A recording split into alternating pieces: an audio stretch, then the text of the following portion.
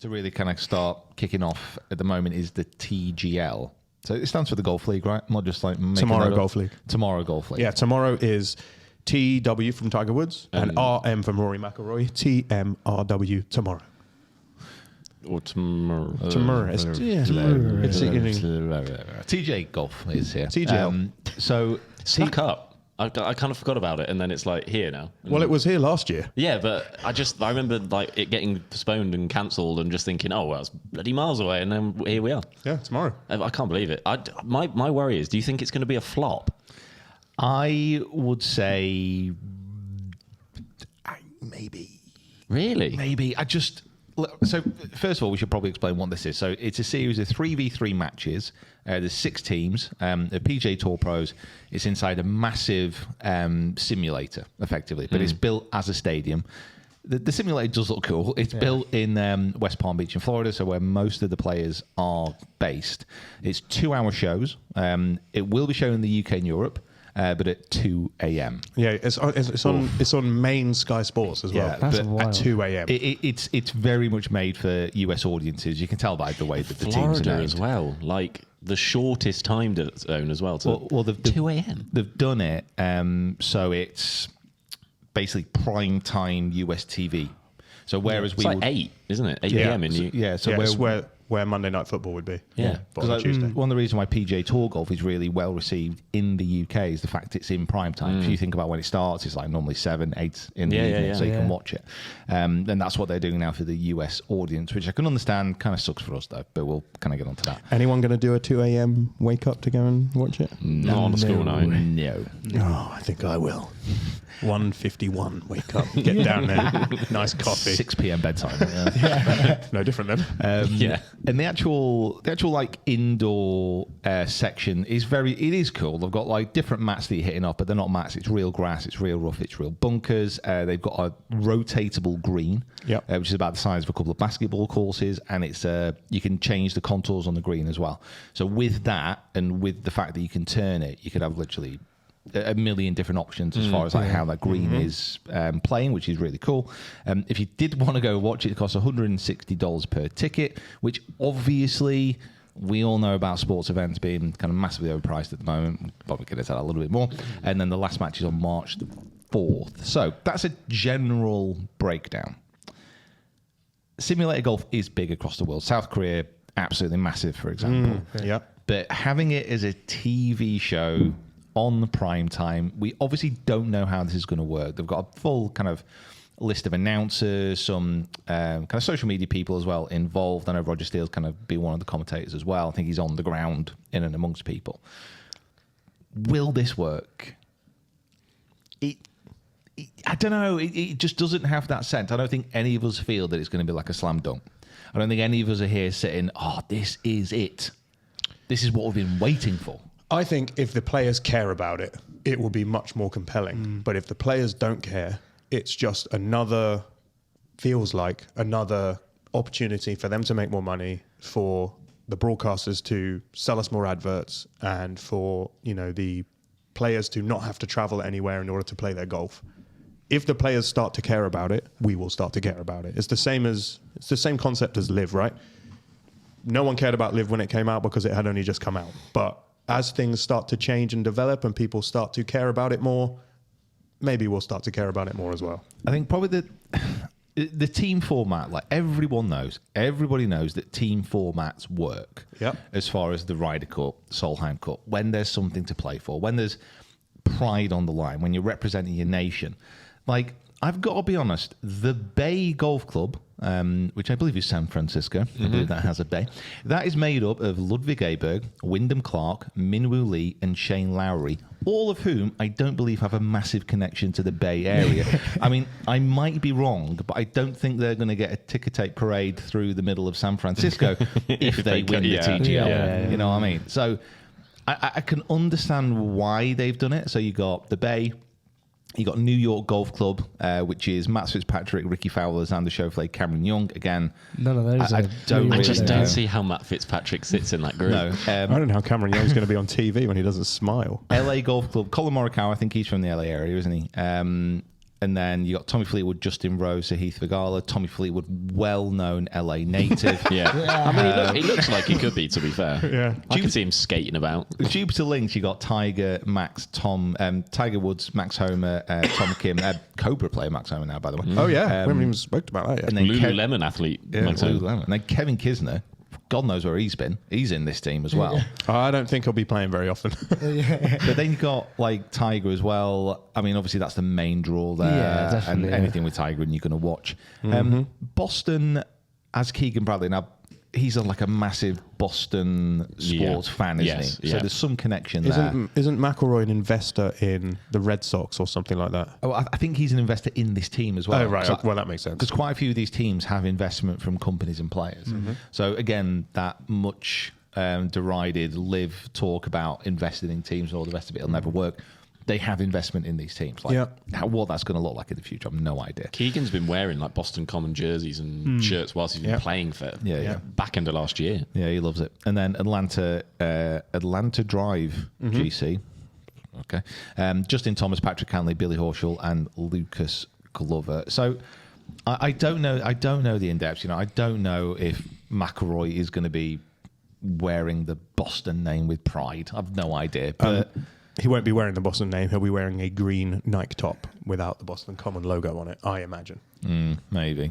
Oh Well, my look God. at this. Oh my God, this is That's going to be their uniforms. a green top to Adam Scott is going to be like catnip. That is going to be a green top and brown trousers with a white belt. Cannot wait. It is. Oh Wow. yes. What a man. So I think the team aspect of this, great. I kind of understand it. It doesn't feel like it has any relevance or any real investment from me personally, emotionally. Like maybe if there was a Preston team. Well, this is the thing. We've said this about Liv from day one. Is that like, yes, the teams mean completely zero right now, but maybe in 5-10 years' time there will be a Team Northwest UK, or they'll be called, Team Lancs or whatever, and it'll all be people who grew up in Lancashire.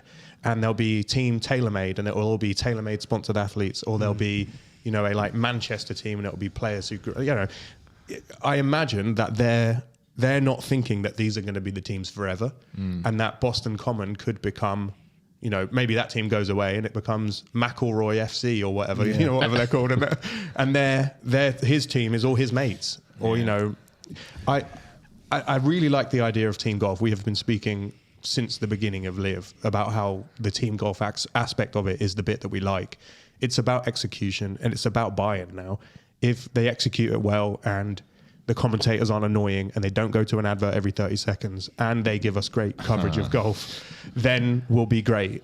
The only other thing that happens that makes it good is if the players actually give it. If they don't, then no one else will either. Yeah, and I quite like that it's all within this sort of 2-hour pocket as well. One of the problems with obviously golf at the moment is that, it's not a short game. It's not, it takes quite a long time.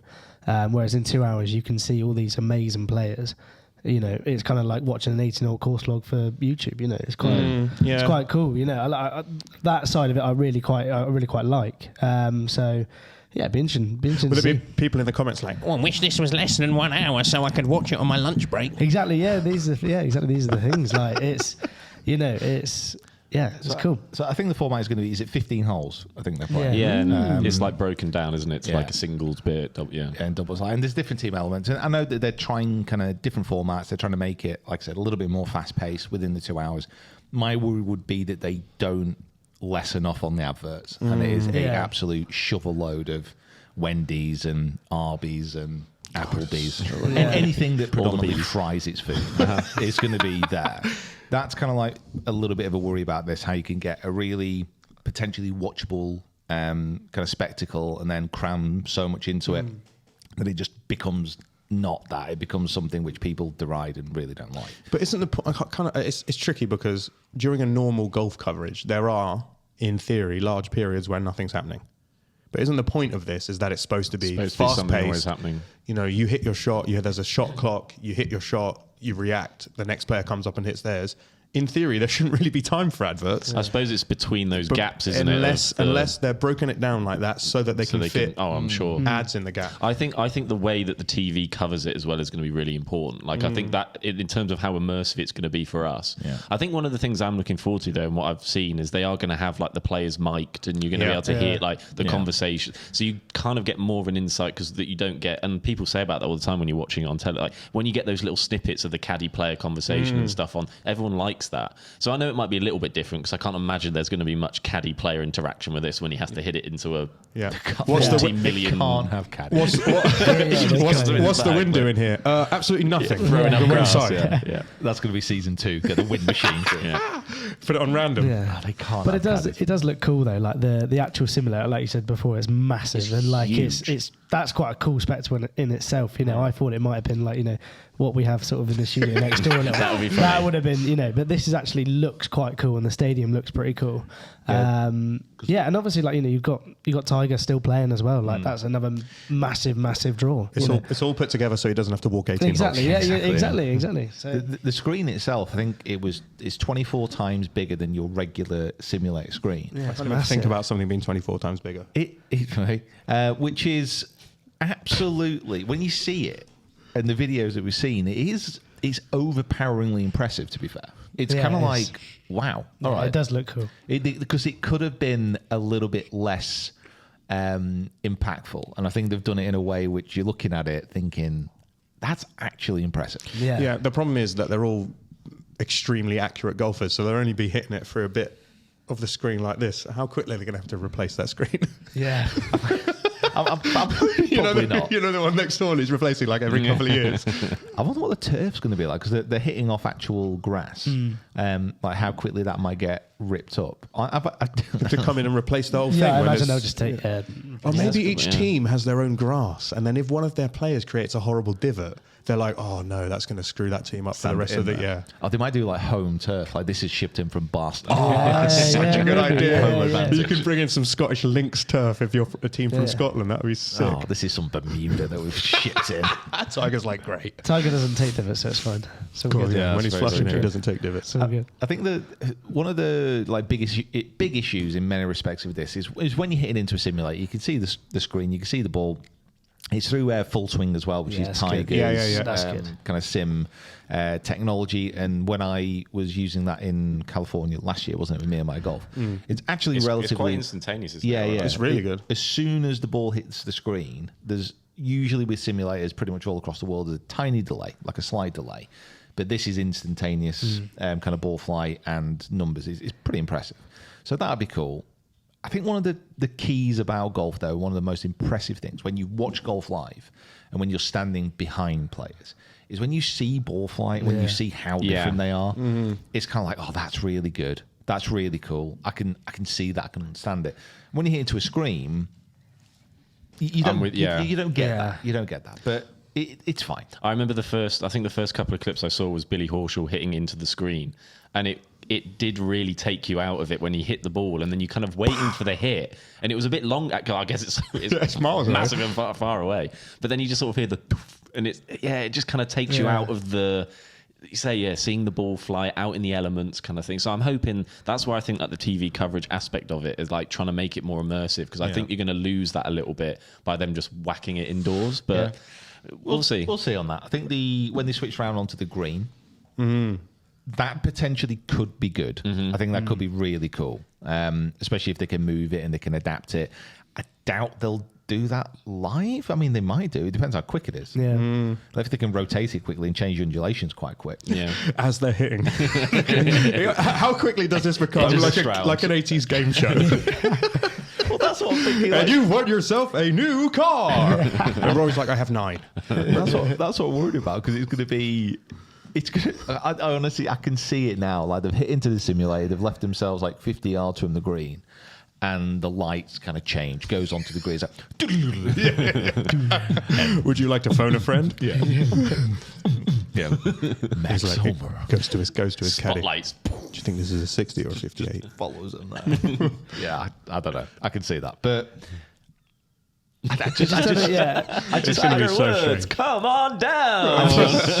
It is all going to be in the execution of, because it is a made-for-TV product. Yeah. It's obvious. No one's asked for this. No one's been clamoring for it. It's been made and it's been produced to entertain the golfing masses. So that's where it's going to live or die. Is it going to be good to watch? Is it going to be fun? Are we going to get to see anything different than we normally would do?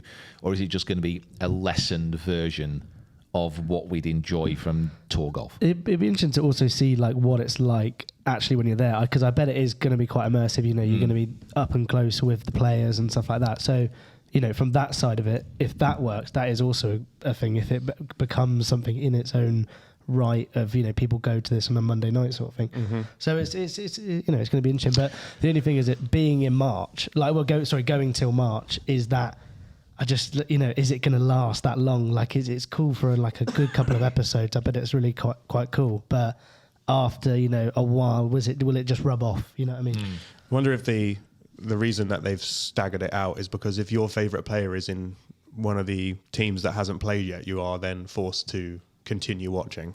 It's not about the individual players, though. It's about Boston Common and LA Golf Club. Atlanta Drive.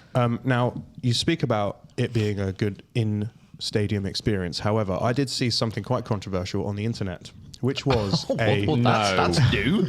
That never happened. I actually may have seen it on Reddit, which is even worse.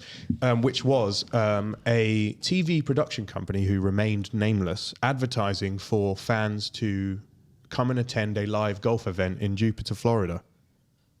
Which means that they haven't sold. They'll pay you to go. So I was having a look at the. Which means that they haven't filled their tickets. I was having a look before, and I was trying to buy a ticket. I was trying to get one, and there weren't any available. So, and that's for the first few. And they were 160. I think they're 160 each. Which that's a lot. Is it going to be full then? I mean, the stadium's not massive. No, it's not. Yeah. I think it's There's. I'm not sure what the capacity is, but like looking at the seats you could buy. It's only a few thousand. So. It's going to be like corporate as well. There'll be lots of corporate stuff there as well. So it will be sort of different. It'll be, yeah. What do you mean? You mean that the hardcore Boston Common Ultras aren't going to be? Maybe, yeah. That's kind of what I'm saying. Yeah. You telling me that the Bay Massive is not going to just bang in on the bleachers? I don't believe it. Do you know the problem with this is that every team's got no fans? Yeah. Your team's got no fans. Well, neither's yours. Yeah, well, cool. Yeah, none of us do. Good That's Lord. sad. It is a lot for a ticket, that, for an indoor golf Yeah, event. there's a lot. But it does add. It adds another viewing experience to the world of golf where you can watch something else. There was the PGA Tour, and then there was also the European Tour, and then there was Live, and now there's TGL. So there's just more options.